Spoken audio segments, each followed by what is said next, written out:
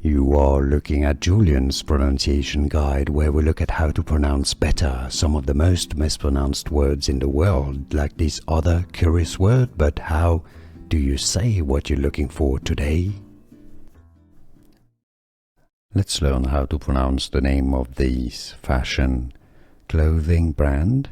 We're going to be looking at how to say more luxury brand names as well that too many people mispronounce too, so make sure to stay tuned to the channel to learn more. A brand of French origin.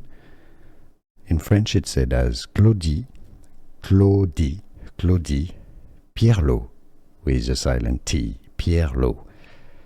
Claudie Pierlot. In English it's more often pronounced as Claudie Pierlot or Pierlot.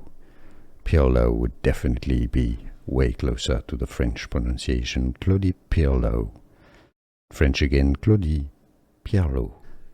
Here are more videos on how to pronounce more confusing words and names too many mispronounced. Like this video if you found it useful. I appreciate your support. I'll see you soon and thanks for watching.